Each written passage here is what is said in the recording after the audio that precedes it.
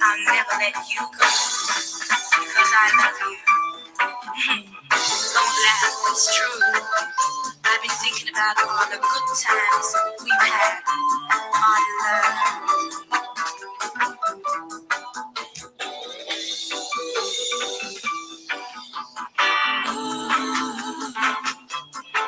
I feel something. Oh, oh, oh.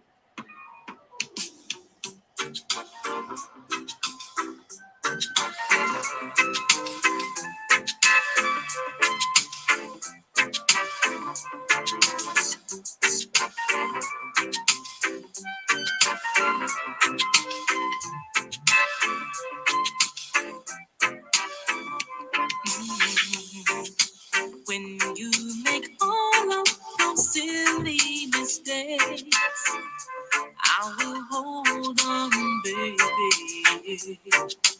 Though you give problems to me every day, I will hold on, 'cause I know that the storm will move on and leave a clear sky.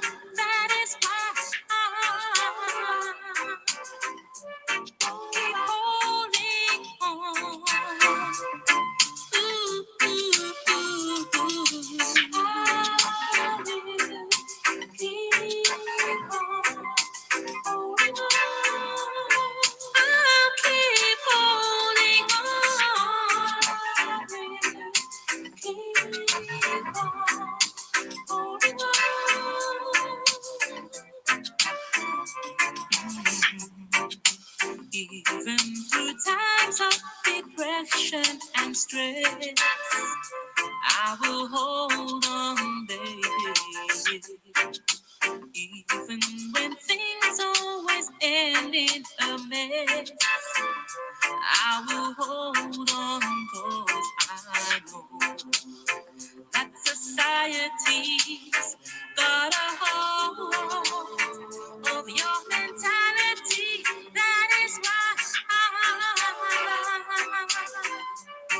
keep holding on.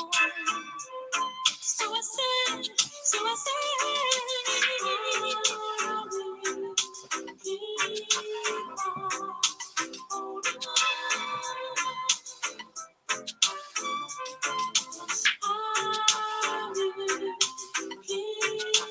on holding on. I will keep on holding on. I'll hold on, 'cause I know things will get better, better. So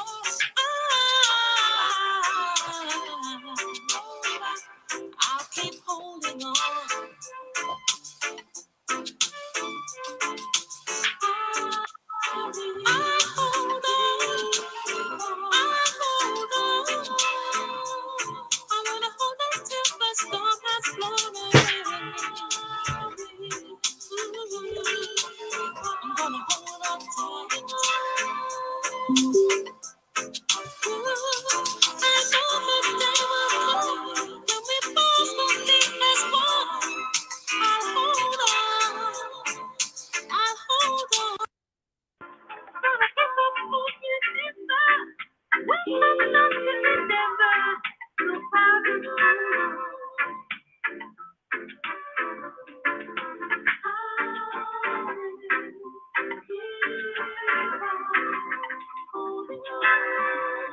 I'm gonna hold on, hold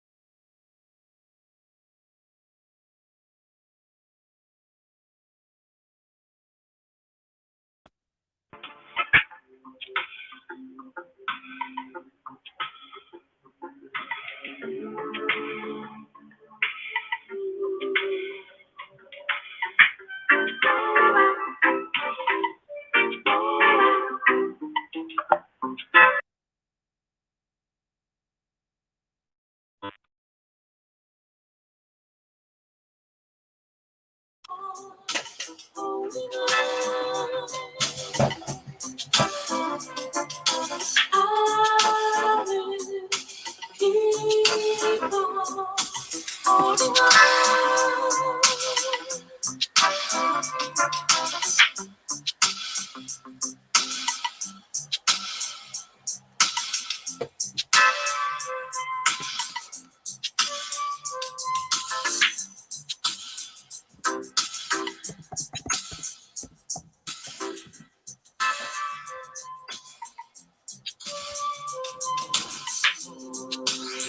That society's got a hold of your mentality.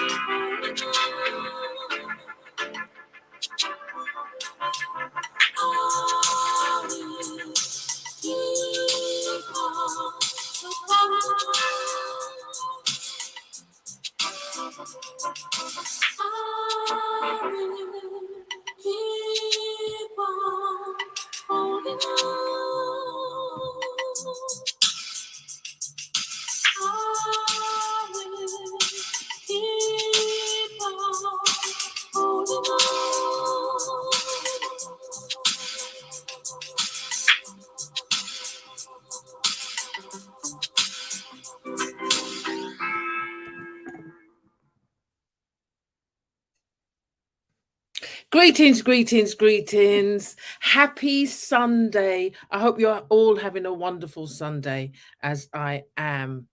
It's been really busy because I teach a cycling class on Sunday. So I did that and had to get prepared for this. I'm still not that technical, even though I work in TV. I hope you can all hear me well. Let me know. Put one in the chat if you can hear me. Um, One in the chat if you can hear me. If I'm coming over loud and clear. Okay, great. Okay, great. Um, yeah, so today, I mean, yesterday was a really, really sunny day, and I spent it at the Sasha Johnson Day. That was a really lovely day. It was to help Sasha Johnson, and I still say that if you don't know about her, Google her, find out about her, and maybe hit her GoFundMe because it will help. It will help to help her. She needs to help as she recovers, and she supported a lot of people, and I think it's a good thing that we support her. Anyway, today is Sandra Cross Day. It was her birthday on the 16th, and funny enough, my mother's birthday was on the 16th of May as well. She's no longer with us, but my mother's birthday was on that day as well. Sandra spent her birthday singing at one of her choir members' funerals. It was as much as a funeral is sad, it was beautiful. You know, I remember, and I'm hoping that the beautiful Lorraine wouldn't mind me saying, they accompanied her, Sandra, singing a song, Imagine. And this is a very deep song because Sandra wrote it for mothers. And the casket was open, and Sandra, I'd never seen this before. As Sandra sang, she pointed to the mother saying, "You pulled through, you pulled through." And it was just really deep, and I didn't really notice that from where I was sitting until I watched the tape afterwards, what Lorraine posted. And if Lorraine is listening or watching, um Sandra, 10 years ago, Sandra sang at my mother's funeral as well. So I do know how you feel. And it was a comfort to know that Sandra was there to do that. And, you know, it's a beautiful thing. And I'm sure it was for Lorraine, her sister, and her brothers. Anyway, so today it's Sandra's birthday. Well, we're just going to say, I mean, it's still her birthday because, you know, once you have a birthday, we you know, give it like party the whole week or the whole year, whatever. You know what I mean? I mean, like birthday, we don't wait to give people their flowers on the actual day. So we've done all that.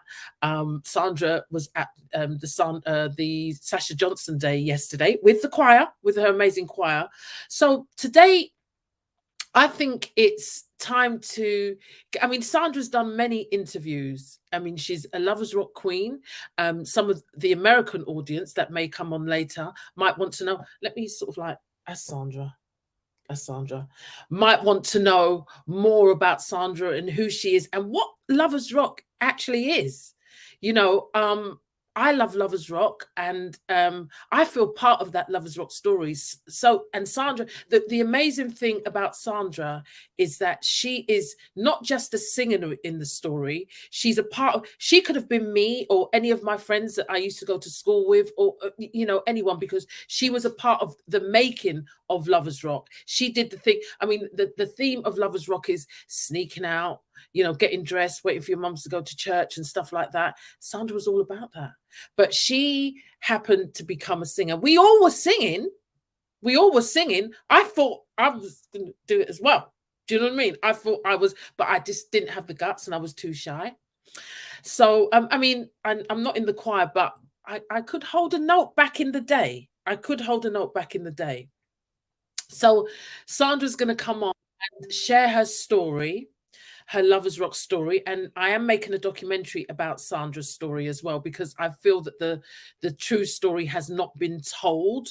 There was the last attempt was by Steve McQueen, who's a big filmmaker, and I just feel that, you know, just because he's a big filmmaker, he's not a grassroots filmmaker, and who knows whether he ever went to a Lovers Rock do or even like the music.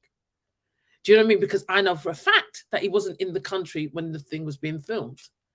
You know, because I've worked for the company that made that film, and it's a shame though, really, because I remember them mentioning it, and I sort of like asked about it because I would have liked to have, you know, been a producer as well. I would have liked to have done it, but it was kept away from me. So when I finally I was working for the company again, and I said, "Oh, you're doing a Lovers Rock film?" They said, "Yeah," and I said, "Oh, can I help make it?" And they said, "Oh, well, it's done already." And I thought, with who? Do you know what I mean? With who? And it's a shame because when you get an opportunity to show something like Lovers Rock, which is, I believe, was a British success and a phenomenon for Windrush babies, you know, or it's part of the history of Black people in this country, you know, and it's a shame that you get an opportunity and it's not done properly. That's painful, you know. So it was painful. There was a lot of criticism. The artists were criticizing it, and all of a sudden in the Guardian it was like, oh, you know, it won acclaim, it was brilliant, and this, that. Who said that? Where did that come from? Who said it was brilliant? Do you know what I mean? So it was, you know, maybe just to sort of like keep Steve McQueen on a pedestal. You know, it was lies basically, and that's my opinion. Anyway, so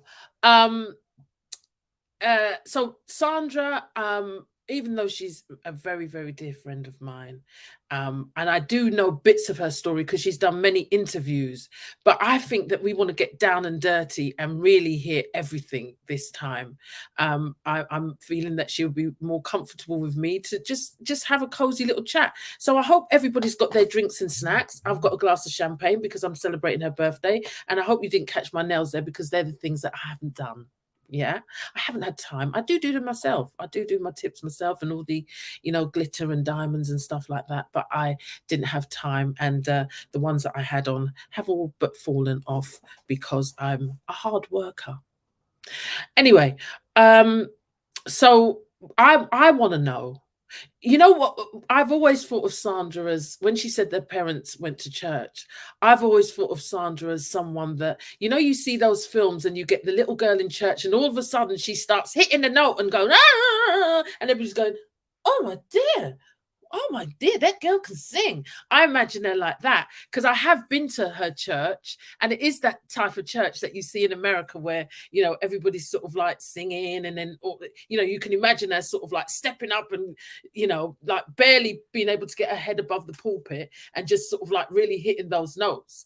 But it turns out that her parents, she was all, her parents were in the church, and that's the usual with the Windrush babies. Mama and dad used to go to church, and we used to wait to sneak out. I mean, I used to get dressed on the stairs outside, and that was when there was a club called Clouds, which Sandra used to go to as well, but she had a limited time there because she knew when her mum was going to church and coming back to church, so she used to do it like that. So I used to get dressed on the stairs because Clouds at that time, it used to start at 3, something like that, early. Tony Williams was the one that started up that club, and he used to give he used to fly. I actually used to speak to Tony a lot, and he used to give flyers out at schools. So it was a school time thing that we could go to. Do you know what I mean? But I mean, we had all the rubber dub. I mean, our parents wouldn't have wanted us to, be there. But even before that, I used to go to clubs around here, and my worst fear was that my mum would be outside, or somebody would get on the mic and say, "Janie, your mum's outside. Please, leave," because that happened to many kids, but it didn't happen, even though it was up the road from my home. My mum didn't. Only like there was one place up the road, a club up the road, not a club, it was a friend's party up the road, and it was in the basement, and it was dark, and my mum sort of like came in and she grabbed my arm. Do you know what I mean? And walked me out, and I didn't say anything. I just walked out with her because I didn't want the shame. I felt shame. She just walked and she just grabbed my arm, like as if to say, "What are you doing in this dark basement?"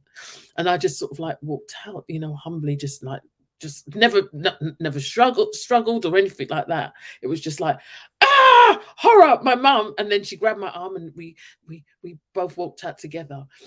So I'm sure there's many stories like that, and it's all those that makes the whole thing exciting. Because if you remember, this is how I see Lovers Rock. Parents came over from the Caribbean and had the babies and sent for the kids and stuff like that, and had them here, in the late 1950s when they came over, and in the 1960s the kids were being born. And at that time, reggae was, from what I've read, looking back historically, reggae was more sort of like about fights of justice because of what was going on at the time.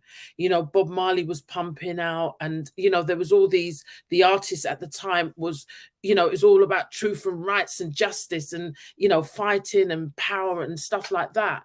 But slowly, as the kids grew up, they were sort of like listening to American music. This is what I think. They were listening to American music, but they were still into reggae. Then someone like is it Dennis Boville, people like that were sort of like turning some of these tunes into some of these American love songs. Because when American asks me, well, what is Lovers Rock? I say, American love songs turned into reggae. Some of it, because let me tell you this: some of the songs by the Stylistics and Harold Melvin and the Blue Notes, all those artists. I know the Stylistics. I know them personally. Some of those, but I met them much later than, growing up. I was an adult then. But some of those songs I never knew existed in American music.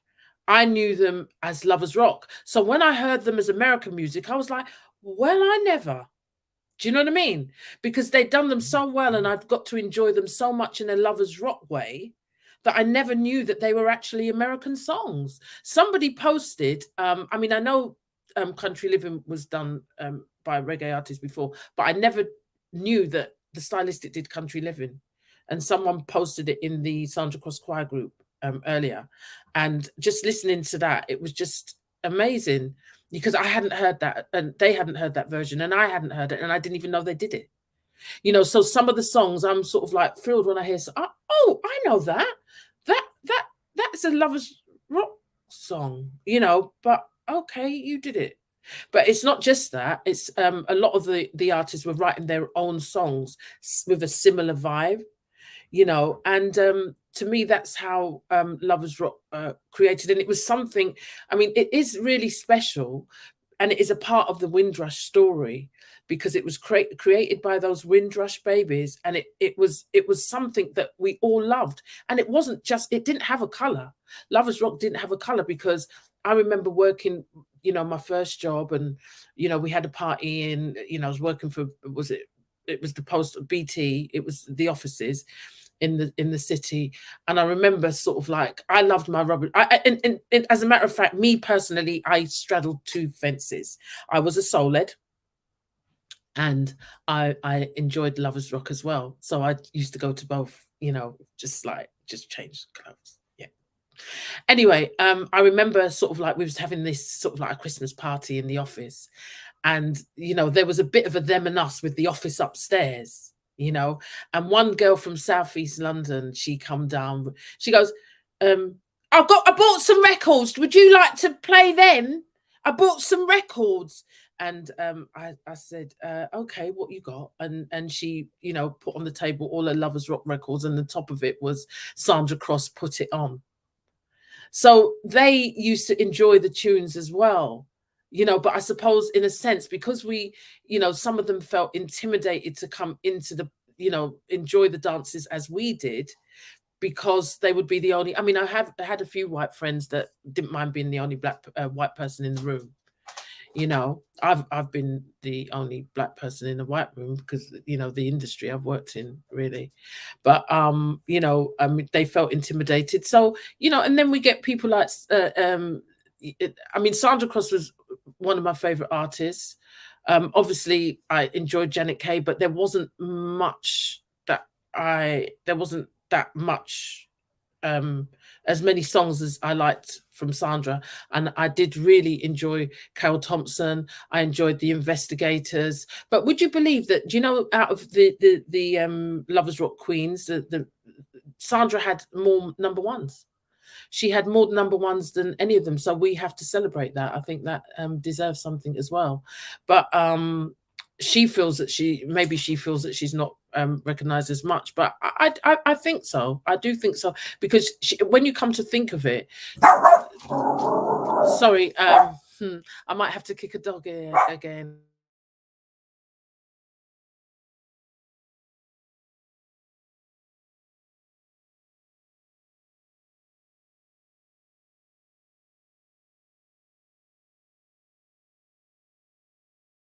Yes, Karen, you said you didn't know. Yeah, Sandra had more number ones. She did have more number ones than any. So she definitely is a celebrated artist. Yeah,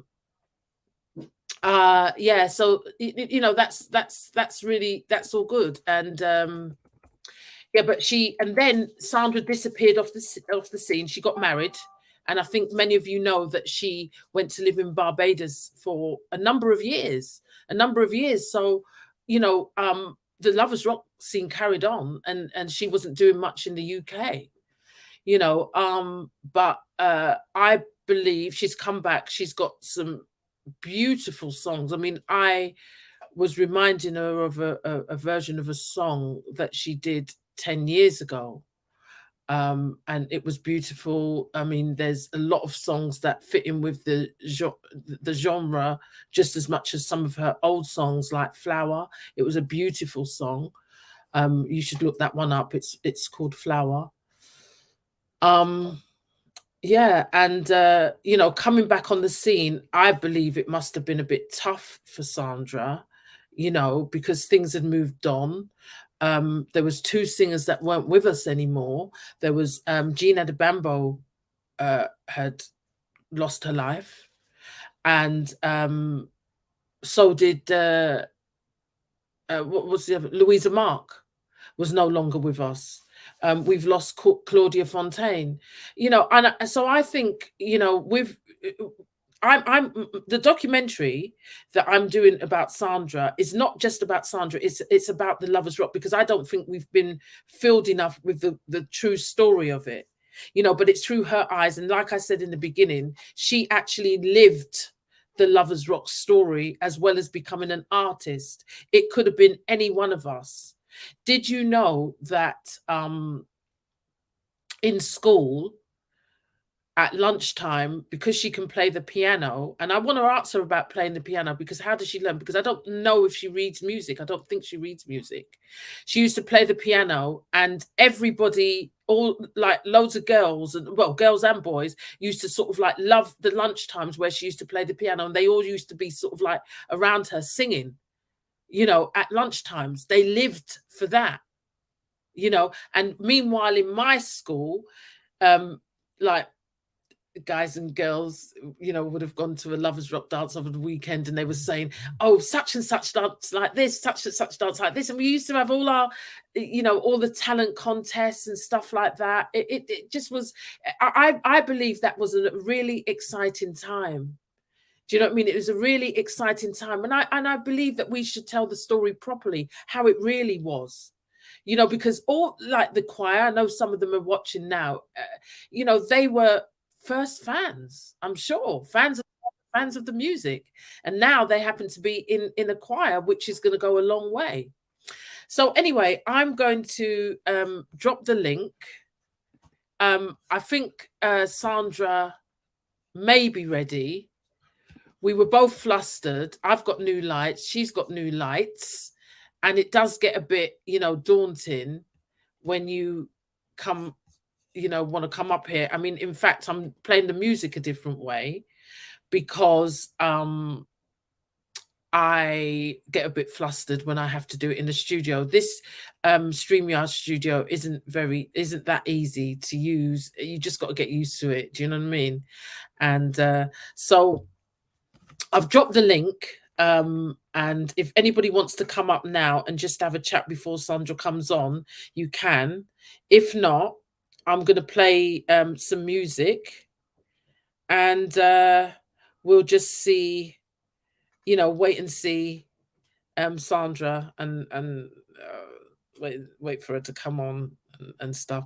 And I think I'll play a song that is one of the songs when you see Sandra, you know that, well, when you hear this song, it just reminds you of Sandra Cross through and through. So let's go with I Adore You. Love is wrong. I love you for many reasons. I love the way you walk. I love the way you talk. I adore you. Why? Because you belong to me.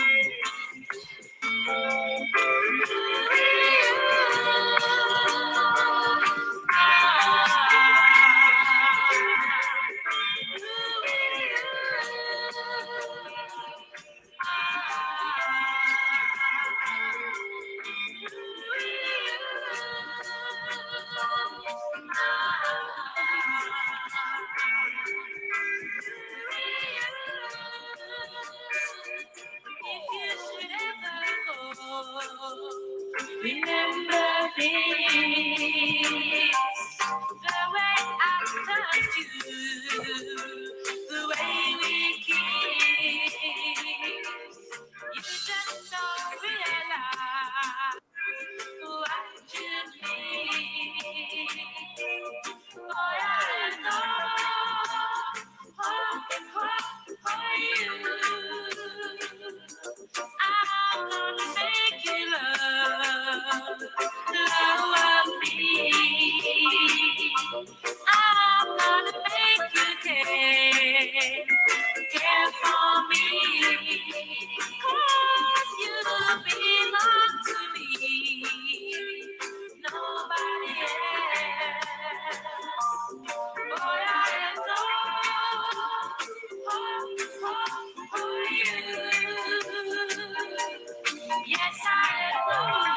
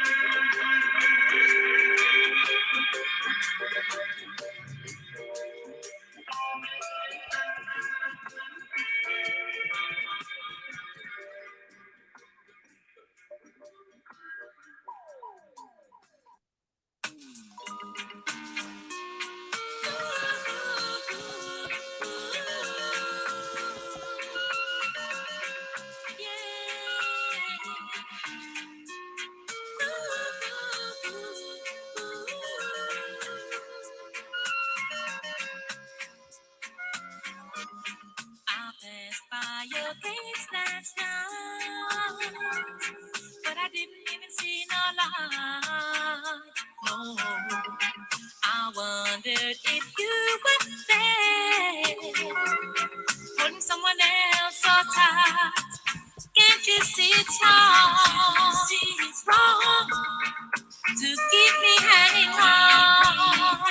Yeah, can't you see it's wrong? Ooh, to keep me hanging on. Yeah, you're lying, you're lying. Won't you stop your lying now? Ooh, now. Ooh, stop your lying now. Yeah, yeah, yeah. I went home and dried my eyes. The tears that I cried could not be disguised. No, I wondered if this was real. The pain in my heart, the times I've tried. Can't you see it's wrong? It's wrong to keep me hanging on. Yeah, can't you see it's wrong? Ooh, to keep me hanging on. Yeah, you're lying, you're lying. Won't you stop your lying now? Ooh, stop your lying now. Ooh, stop your lying now. Yeah, yeah, yeah.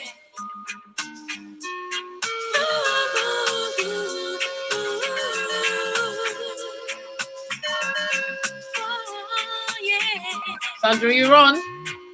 Oh, I had to cut that because I don't know why I've got Mikey Spice up. Excuse that. I don't know why.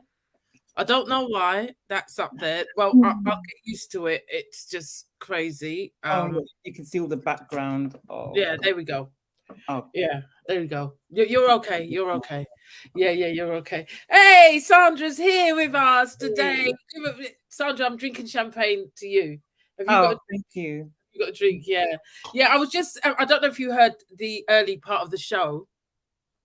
Uh, No, I didn't. I was just sort of like saying what my version of Lovers Rock was, and somebody was quite surprised that you had the most number ones out of the Lovers Rock queens. Mm, You know, that was a surprise to them, but you know, mm, you heard it here first. Then, if you didn't know, yeah. and there's some of the choir in the please share the share this, please share um and get more people in.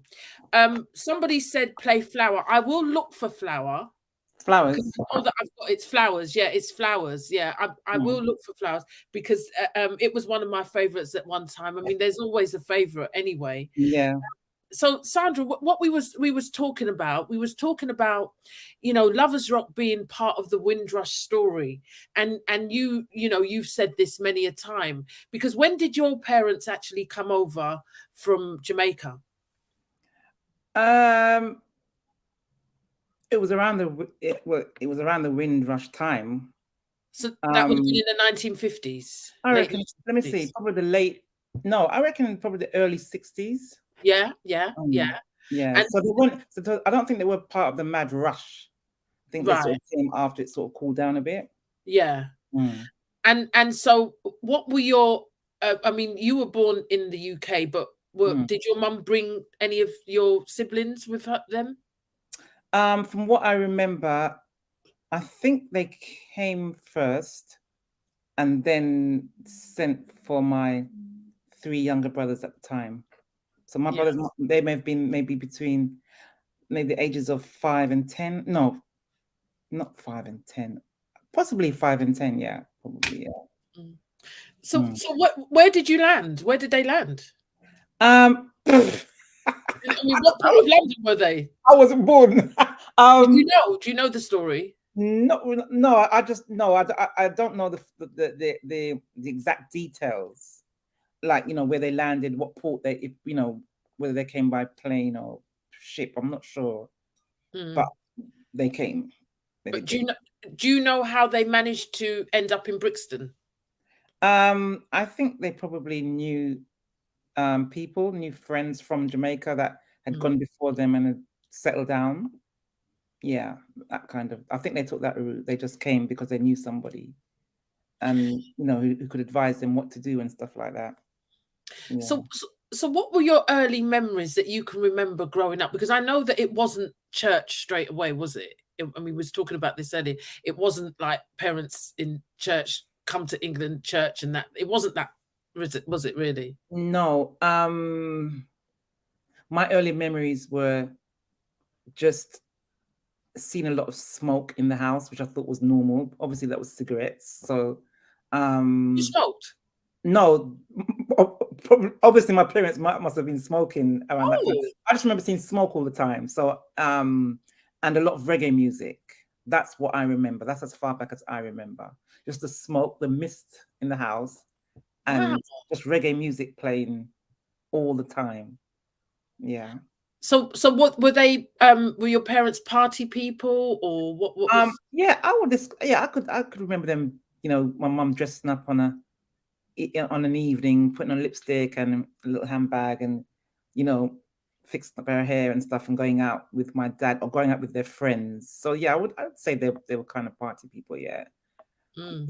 yeah, there must have been because I remember when I was 6, I had a birthday party, and I remember every room in the house being cleared out, the furniture, and I remember the big sound system boxes. So yeah, I just remember walking around and walking into every room, and there was just people in there, and smoke and stuff like that. So yeah, I reckon they were a bit of a raver. Was that your party, your 6-year-old party? My And they Yeah, my really? birthday. Yeah, I was 6. Yeah, I That's, went to that. Yeah, that's amazing. So, yeah. I mean, you were the youngest, weren't you? I mean, Second well, to not last the youngest. youngest. Yeah, the Second to second last. to last Yeah. youngest. So you had all these older brothers and that, Yeah. you know. 7 brothers before me and then one after me. So again, I just remember seeing just a lot of guys, a lot of boys, a lot of men walking in and out, teenager brothers sneaking out at night. You know, I just remember it was the hustle of bodies walking in and out. At certain times of the night. That's all I remember. Yeah. But do you know what? Where did the music come in? Where did I that? mean, Because all of you play an instrument. You play the piano, and I think everyone plays the piano. Where did yeah. that? Where was the talent? Where did that talent stem Well, from? well, I just remember. I think maybe was it on a Sunday, maybe on every Sunday, my dad just pulling about three of us into the piano room, sitting us down on the stool, and just taking out this yellow book. I think the book was called Greenwoods, but it was a yellow book. I remember it being kind of yellow and tatty, and he used to put this yellow book onto the stand on the piano and just teach us these letters, man. It felt like there were letters, but it kind of felt like numbers. A, B, C, D. I just remember that ringing in my ears all the time. A, F for FACE, E, G, B, D, F. Every good boy deserves favor. That was constantly ringing. That's what he would be constantly pounding in our ears. And for what reason? Probably a good reason. But for me, I mean, up to today, I don't read music. I think my brothers do. I was just reluctant to even pay attention to these images in this book. I just wasn't interested. So you knew the keys, but you didn't know the actual notes and stuff. Yeah, see, that was the thing. Whilst my brothers are probably learning visually, I was learning by hearing. I learned all of that stuff just by hearing. I could just plonk a note, didn't know what it was, but I could blend notes together as chords. One, whatever up to now, I don't know what it is. Maybe that could have been a C. Say, for example, a C, a E, D, C, D, and an F. That's a chord. But I just knew it as three fingers separate, one after one finger, after the other. I just knew. I just learned music in a different language. I didn't learn it the traditional way at all. I just knew it, as I said, just by the position of my fingers on the key on the keys. I knew that was sounded like that. Then I moved up probably 2 spaces, and I knew if I put 3 fingers on those chords, it would sound like that. Then if I wanted a slightly, I suppose we call it jazzy chord, but to me it was just a nice blend, harmony blend. I'd put my finger on the black key, so it'd be one on the white, one on the black, and the third on the white, and that sounded great. It sounds a lot. Yeah, it's like maths, but for me, that was the language. That was my language of learning music. Yeah. And was your mum musical in any way?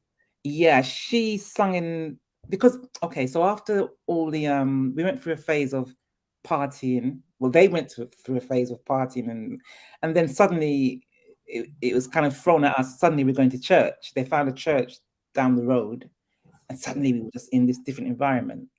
And then that's when I heard my mother in her full glory singing. I mean, before that, I can't remember hearing her singing in the house. But when we went to church, they both took a position. Like my dad would play the piano, and she would sing. Certain times of the service, and they would sing in the choir as well, the church choir. My dad would play the piano. She would sing. I think she was soprano. Yeah. What we call mids. Oh, right, okay. Listen, choir, because they're in here.